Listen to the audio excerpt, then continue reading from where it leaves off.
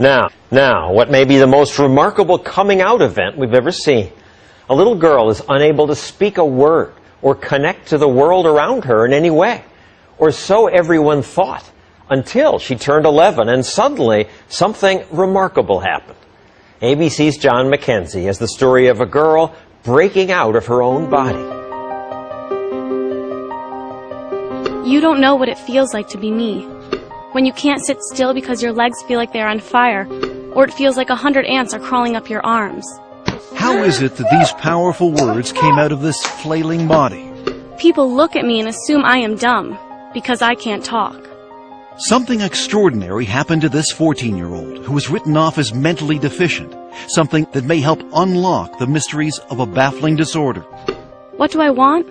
I want to be like every other kid, but I can't, because I am Carley. Born in Toronto, Canada, Carley Fleischman was 2 years old when it became clear she was not keeping up with her twin sister Taryn. When you're told your child is going to be developmentally delayed, that they might achieve the developmental level of a 6-year-old, it's like being kicked in the gut. When Arthur Fleischman and his wife Tammy learned the diagnosis was autism, they expected the worst, that the twins were headed in different directions. And how bad did it get for Carley, those first few years? Awful. Part of her delays prevented her from walking, from sitting up. It was clear that Carley, like most autistic children, was lost in her own world, perpetually swimming underwater. And all the doctors would say, you're the parent. You should do as much as you feel you need to do for this kid. Carley, stand up. The Fleischmans were on their own.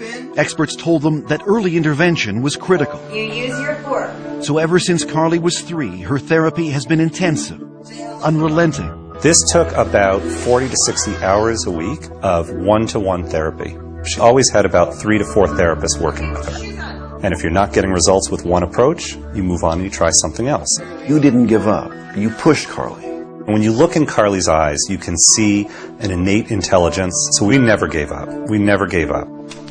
But if there was intelligence, Carley's ceaseless rocking, flailing arms, and tantrums hid any trace of it. Worse, she couldn't speak. Not a word. I did not have any expectation that she would have a fluent form of communication.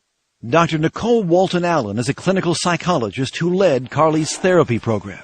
Her profile was that of a child who was severely autistic and more than likely moderately mentally retarded. And did you ever think about institutionalizing her? We had friends saying, you know, you've been plugging away, spending thousands of dollars on therapy. You're not really seeing the progress. So, of course, you start thinking about, should she be in a group home? But you decided against it. I could never do it. Could never do it. How can you give up your kid? What do you want? Despite thousands of hours of therapy over months and years, Carley's progress was excruciatingly slow.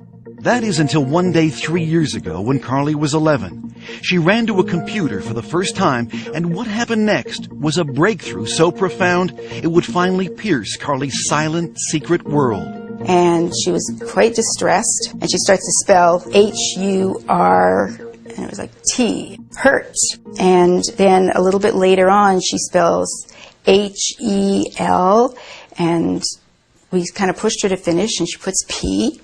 So she spells help. Afterwards, she sort of got up, went behind the couch, and she threw up. What are you cheering? Barbara Fenton Nash is one of Carley's longtime therapists. So what did this tell you? It told us that there was a lot more going on there than we knew. And to us, that was a breakthrough moment because we hadn't specifically taught her the words. And at first, we didn't believe it. Knowing this child for 10 years and never seeing her write a thing, of course you're going to be skeptical. Everyone was, including her other therapists, who were now desperate to see proof. But Carley refused to type, exhibiting the same hysterical behavior that led experts to label her as mentally retarded. She would strip off her clothes. She would go into the bathroom and she would engage in fecal smearing. So the typing was great, but no one could see it. There, show me. What was needed was some tough love. If Carley wanted something, she would have to type for it. First type, and then you get. Let's go. Oh, she had to work for it. If she wanted information, if she wanted to go somewhere, she had to type by herself. Finally, several months later, Carley began to type for others. She started to realize that by communicating, she had power over her environment. And what came through her finger, typing one letter at a time, with fluency no one could believe, was astonishing. I am autistic, but that's not who I am. Take time to know me before you judge me. I am cute, funny, and like to have fun. Through her torrent of words, Carley began to unravel the mysteries behind her often wild behavior. Like banging her head. Because if I don't, it feels like my body is going to explode. It's just like when you shake a can of Coke. If I could stop it, I would, but it's not like turning a switch off. I know what is right and wrong, but it's like I have a fight with my brain over it. Use your words. And Carley was not shy about expressing her desires and frustrations. I want to be able to go to school with normal kids, but not have them getting upset or scared if I hit a table or scream. I want something that will put out the fire.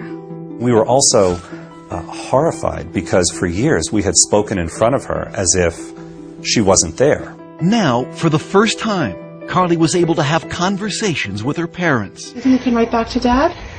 I want to go on a snowmobile. Can we do it? Will you go on one?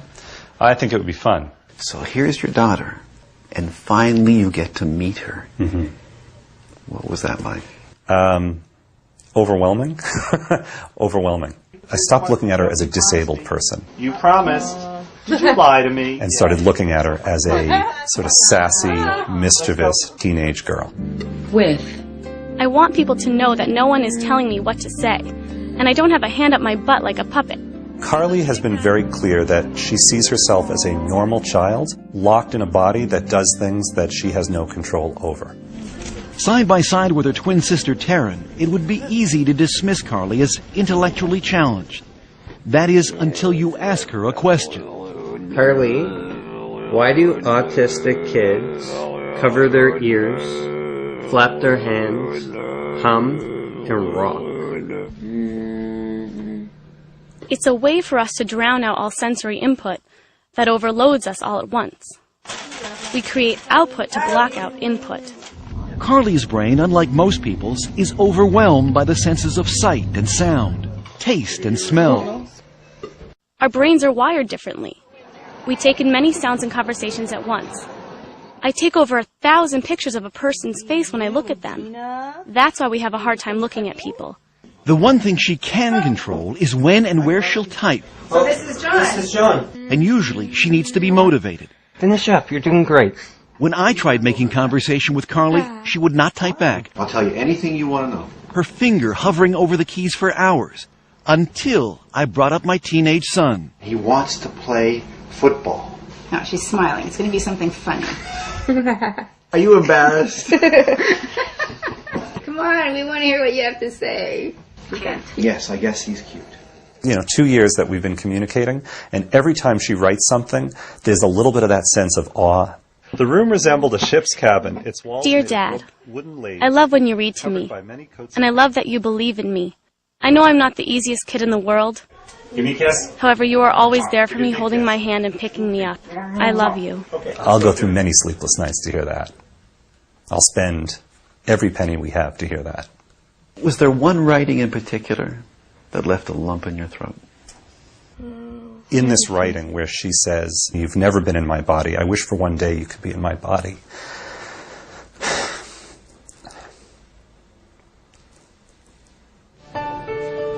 A year after we first met Carley, she is happier, calmer, more independent. Come on, let's get this in the pan. She's even writing a novel. I think that humankind is just oblivious to things that have been around for many years.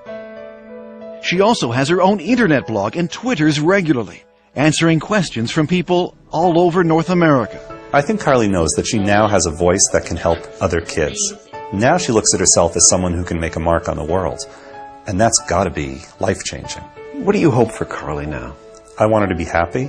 I want her to have dreams and goals and accomplish those goals in spite of her challenges. I think the only thing I can say is don't give up. Your inner voice will find its way out. Mine did.